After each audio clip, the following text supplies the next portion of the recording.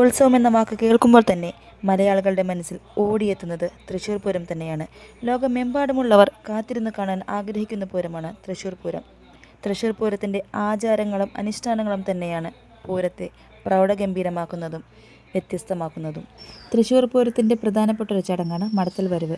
നടുവിൽ മഠത്തിൽ നിന്ന് കൃഷ്ണൻ്റെ കോലവും തിരുവമ്പാടി ഭഗവതിയുടെ തിടമ്പും എഴുന്നള്ളിച്ച് 11:30 3 ആനകളും പഞ്ചവാദ്യങ്ങളുമായി പുറപ്പെടും.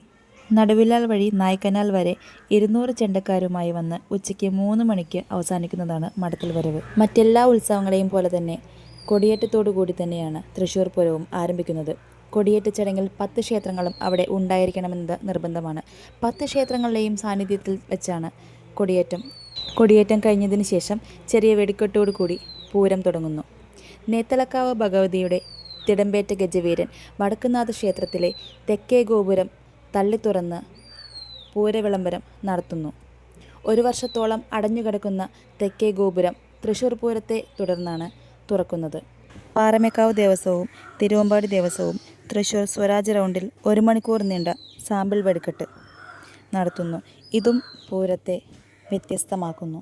തൃശ്ശൂർ പൂരത്തിലെ പ്രശസ്തമായ ഇലഞ്ഞിത്തറ മേളം 2 മണിക്ക് വടക്കുന്നാഥ ക്ഷേത്രത്തിൽ വെച്ചാണ് ഇലഞ്ഞിത്തറ മേളം നടക്കുന്നത്.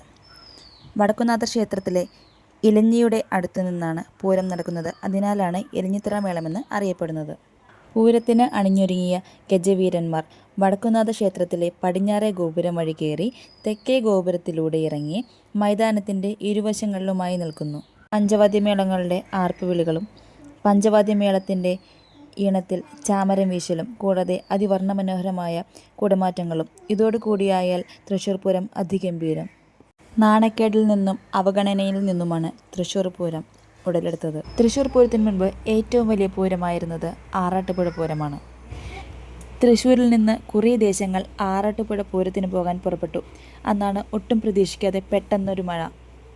അതിശക്തമായ ഇടിയും മഴയും കാരണം തൃശ്ശൂർ ദേശക്കാർക്ക് ആറാട്ടുപുഴ പൂരത്തിന് സമയത്തിന് എത്താൻ സാധിച്ചില്ല.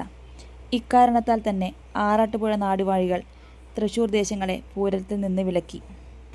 തൃശ്ശൂർക്കാർ ഒരുപാട് ആഗ്രഹിച്ച് പൂരത്തിന് പങ്കെടുക്കാൻ സാധിക്കാത്തതിലുള്ള സങ്കടം അവർ പറഞ്ഞത് അന്നത്തെ കൊച്ചി രാജാവായ രാമവർമ്മ കുഞ്ഞിപ്പിള്ള തമ്പുരാനോടാണ്.